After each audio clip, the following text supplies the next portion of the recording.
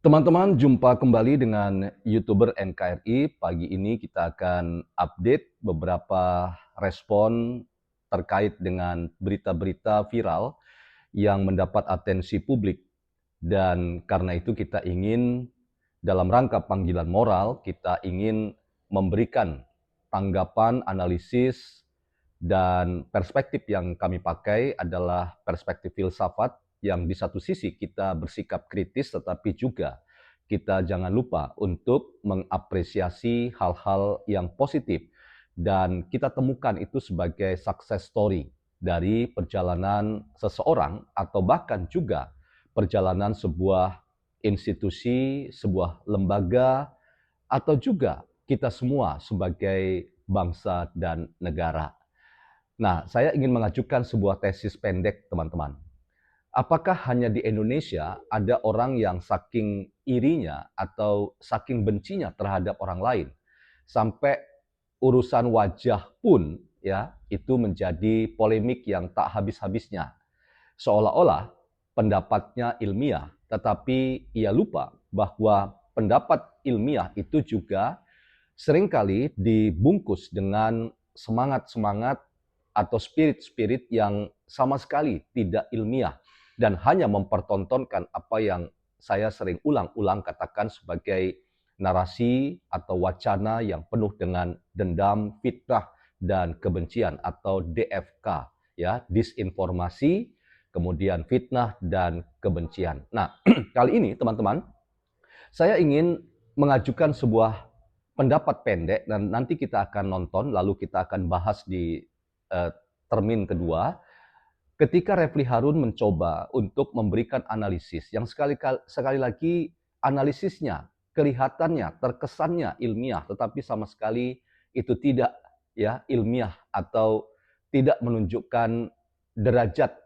kepakaran seorang yang benar dalam menerapkan ilmu pengetahuan. Karena sebuah ilmu pengetahuan itu dalam perspektif filsafat ilmu, teman-teman, itu harus terbuka juga bahwa kita salah dalam memahami, kita salah dalam menganalisis, dan berkoar-koar terus-menerus 99,9% wajah Pak Jokowi itu bukan Pak Jokowi yang pernah menjadi presiden, atau bahkan ada seorang profesor yang percaya Jokowi sekarang itu adalah hasil kloningan.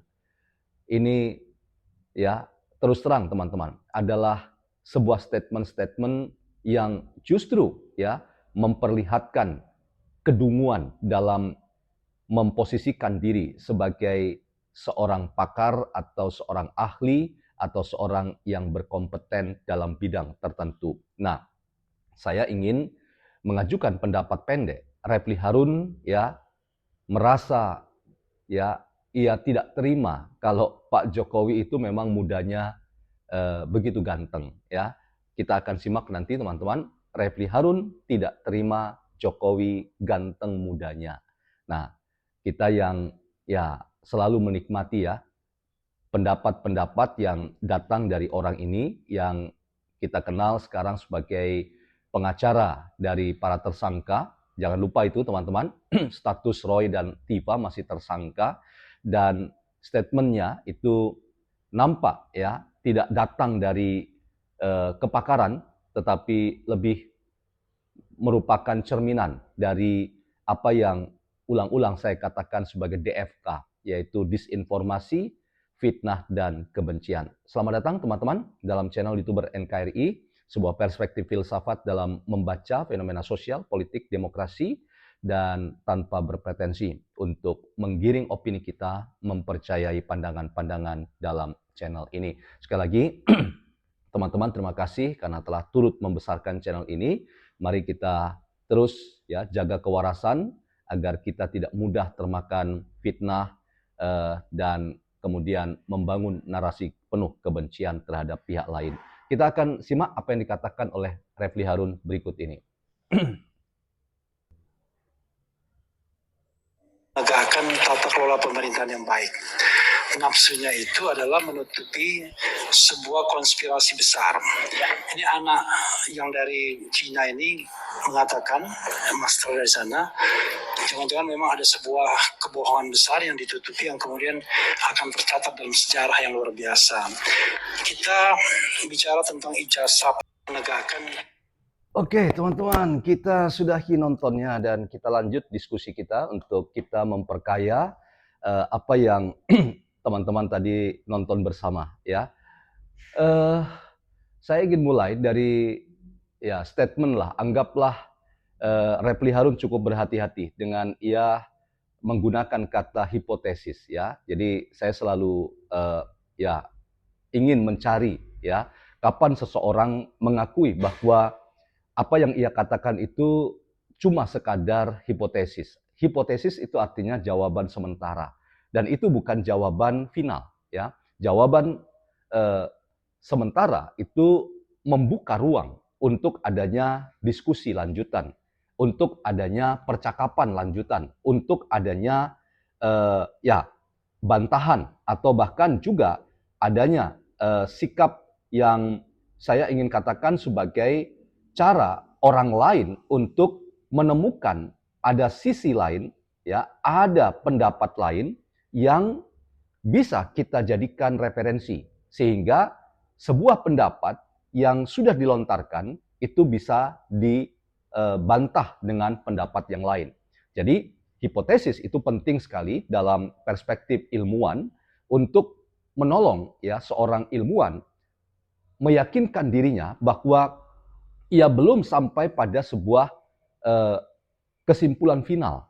Dan kesimpulan final itu berarti sesuatu yang bersifat ontologis, kebenaran yang tidak terbantahkan karena sudah melalui berbagai eksperimen, percobaan, dan sampailah kemudian ia berkesimpulan bahwa sebuah pendapat atau sebuah temuan itu valid dan dapat ya diyakini kebenarannya secara ontologis. Tetapi hipotesis itu membuat kita melihat bahwa sebuah pendapat dari temuan hasil penelitian itu tetap terbuka bahwa kita belum terlalu yakin apa yang kita katakan itu benar, valid, dan karena itu kita membuka kalau ada pendapat lain, kalau ada ya kesimpulan lain yang jauh lebih baik, maka seorang yang berhipotesis itu siap untuk mengubah pendapatnya atau menganulir atau membatalkan ya apa yang ia telah dapatkan dalam temuan penelitiannya. Nah, dalam konteks itu teman-teman, yang kita sedikit geser ke apa yang dinyatakan ya oleh Roy Suryo dan Tifa bahwa sudah final disimpulkan bahwa ijazah Pak Jokowi itu 99,9% palsu. Dan hanya sekali menurut saya teman-teman, Roy Suryo itu menggunakan atau membenarkan kata hakim Pengadilan Negeri Surakarta yang menyidangkan gugatan CLS ketika hakim katakan apakah yang dinyatakan oleh Roy Suryo 99,9% itu hipotesis. Dan Roy Suryo benarkan itu hipotesis. Rasanya baru dalam konteks itulah Roy Suryo menegaskan bahwa apa yang ia lakukan ya sebagai katakanlah penelitian itu adalah hipotesis. Artinya Roy Suryo dalam konteks di PN Surakarta terbuka bahwa ia bisa ya keliru atau salah. Tetapi setelah itu kata hipotesis lenyap dan ia selalu berulang-ulang katakan bahwa kesimpulan akhir ya final dari penelusurannya sebagai ahli katakanlah telematika dan seterusnya ya atau ada yang satire menyebut teletabis itu adalah ya sebuah keputusan yang sulit dibantah karena angka 99,9% itu adalah hasil penelitiannya yang tidak mungkin ya digugurkan oleh pendapat-pendapat yang lainnya. Sementara kalau kita ya mengikuti logika Rismond ya dan kemudian kita ikuti pemberitaan di media sosial, tidak pernah ada presentasi khusus dari Roy Suryo terkait dengan bagaimana ya, ilmu telematika yang ia miliki menghasilkan angka 99,9% palsu. Apalagi kalau kita bandingkan dengan presentasi dari topi merah ya atau imam ya yang menunjukkan bagaimana 7 proses atau 7 tahapan yang dilakukan oleh Rismond, ia ulang kembali dan ada angka matematika yang ia bisa pertanggungjawabkan terkait dengan adanya watermark dan adanya emboss ya, walaupun kabur ya, itu yang diakui oleh topi merah dan itu saya sudah katakan dalam video saya menggugurkan keyakinan Roy Suryo bahwa ijazah Pak Jokowi tidak ada emboss, tidak ada watermark ya. Dan karena itu rame-rame ya atas presentasi dari topi merah, Roy Suryo pun ya akhirnya mengakui bahwa ada watermark, ya ada emboss sekalipun itu rusak atau tipis saja ya. Dan ini teman-teman, menurut saya topi merah justru ya membuka sebuah fakta baru bahwa apa yang dinyatakan oleh Roy Suryo sebagai kebenaran palsunya ijazah Pak Jokowi ya lewat apa yang dipaparkan oleh topi merah itu justru ya menjadi celah bagi problem serius yang akan dihadapi oleh Roy Suryo dan tentu Tifa ya ketika Irjan Mosato mempertajam ya temuan dari dari topi merah bahwa ada emboss, ada watermark, sementara Roy Suryo tidak mengakuinya, ya. Sementara kita tahu ada glorifikasi terhadap topi merah sebagai peneliti muda yang akan menentukan, ya, sedang naik daun dan akan menentukan perjalanan, ya, proses-proses dari ke depan, ya, anak-anak muda kita yang dapat kita andalkan untuk masuk ke wilayah digital forensik dan hal-hal terkait dengan informasi elektronik dan seterusnya. Ya, inilah yang kemudian dikatakan oleh Irjan sebagai celah untuk Roy Suryo itu akhirnya ya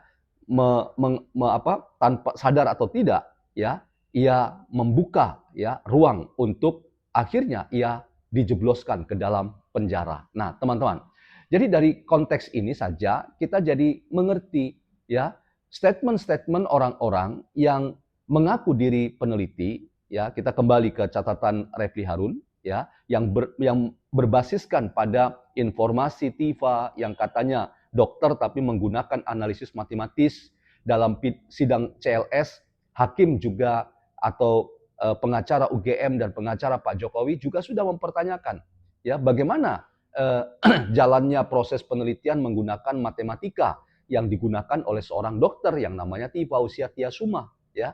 Itu saja sudah ya tidak mampu Tifa tunjukkan dan berkoar-koar seorang Refli katakan bahwa Tifa sudah membuktikan 92 sekian persen atau 93 sekian persen bahwa wajah Pak Jokowi itu bukan wajah Pak Jokowi yang pernah menjadi presiden 2 periode ya. Ini terus terang teman-teman makin membuat kita ragu karena tidak pernah ada presentasi terkait dengan uji telematika atau matematika versinya Tifa terkait dengan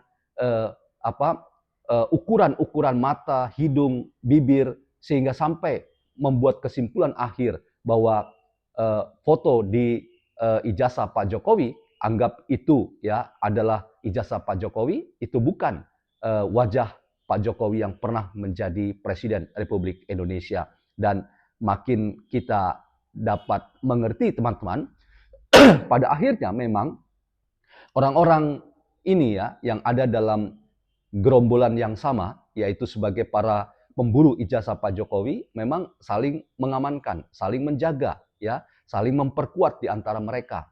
Padahal ya mereka sendiri tahu ya bahwa apa yang dilakukan oleh Roy Suryo itu tidak cukup meyakinkan. Mengapa? Itulah yang menjadi alasan akhirnya mereka sekarang ya beramai-ramai menginginkan agar kasus ini dihentikan karena alasan ya terlampaunya 14 hari padahal itu sudah banyak dibantah karena 14 hari itu ya dianggap menyalahi hukum acara pidana. Padahal mereka lupa ya, tidak ada aturan yang tertulis tentang itu. Apalagi ya, keadilan substansial itulah yang dikatakan oleh Rifai sebagai hal yang sedang diupayakan oleh para penyidik Polda Metro Jaya. Saya menyebutnya sebagai proses penyidikan yang di dalamnya tidak hanya kualitas yang dikejar, tetapi juga kuantitas dari barang bukti seperti yang diarahkan oleh jaksa, ya, sehingga tidak ada pelanggaran terkait dengan hukum acara pidana. Termasuk saya juga mengutip pendapat Bang Egy Sujana yang mengatakan bahwa 14 hari ya yang menjadi misteri itu yang terus dibesar-besarkan seolah-olah ada pelanggaran hukum acara pidana karena itu harus dihentikan kasus ini, itu hanya terjadi kalau ya tersangkanya itu ditahan. Sementara Roy, Tiva, dan 3 yang lain tersisa di klaster 1 tidak ditahan. Jadi 14 hari itu ya bukan problem serius yang harusnya ya membuat mereka paham sebagai pakar hukum untuk mengatakan bahwa tidak ada yang dilanggar oleh para penyidik Polda Metro Jaya. Nah, kembali teman-teman ke bagian akhir dari diskusi kita atau dari kajian kita, apa yang disampaikan oleh Refli Harun ya, ia protes bahwa wajah Pak Jokowi kalau diubah atau ditransfer atau ditransformasi ke AI, Artificial Intelligence, itu jauh lebih ganteng daripada wajah aslinya Pak Jokowi. Mengapa ya loh keberatan Refli ya kalau orang punya wajah ganteng di usia mudanya ya? Ini menurut saya teman-teman adalah kesesatan berpikir saja. Dan kalau saya ingin katakan ya, kalau coba kenakan ke diri saya ya, dulu ya saya tidak sebotak ini pada waktu masih muda ya, dan agak beda juga gitu loh. Tapi setelah usia 40-an ya saya jadi seperti ini. Ya, itu semua terjadi sesuatu yang biasa saja ya. Ada transformasi wajah orang yang kalau kita berpikir positif, kita akan lihat itu sebagai sesuatu yang normal dan tidak perlu kita cari kesalahan atau bahkan menjadikan itu sebagai isu yang seolah-olah prinsip, tetapi itu sebetulnya tidak prinsip. Yang prinsip itu apa? Bahwa sampai hari ini UGM tidak membantah Pak Jokowi alumninya menerima ijazah asli pada wisuda 1985, memenuhi seluruh standar yang ada. Lalu ya pihak kepolisian lewat Lapor, Bareskrim dan Polda Metro itu juga tetap ya kurang lebih sama hasilnya, yaitu meyakinkan kita bahwa ijazah Pak Jokowi itu identik dan diperkuat dengan penegasan UGM dan juga saksi-saksi yang akan ya menegaskan sekali lagi bahwa Pak Jokowi itu benar lulus dari UGM dan bergelar S1 atau insinyur dari Fakultas Kehutanan Universitas Gadjah Mada. Jadi Bang Refli, jangan sampai segitulah ya kebencian Anda terhadap orang lain, dalam hal ini Pak Jokowi, karena ya wajahnya ganteng pada usia muda. Ya, kalau wajahnya ganteng di usia muda, ya syukurilah, alhamdulillah. Tetapi ya fakta bahwa tidak ada Jokowi yang dikloning yang lain, ya lalu Anda besar-besarkan itu seolah-olah itu prinsip demi clean governance dan good governance, ya menurut saya itu ya tendensinya sudah bukan lagi pakar dalam bidang apapun, tetapi tendensinya sudah penuh dengan konspirasi. Jadi kalau saya ingin balik logika Anda yang berkonspirasi ya untuk membesarkan kasus ini, padahal ini tidak prinsip, itu adalah Anda ya yang penuh konspirasi DFK, yaitu disinformasi atau dendam, fitnah, dan kebencian. Semoga ada manfaatnya teman-teman dan salam YouTuber NKRI.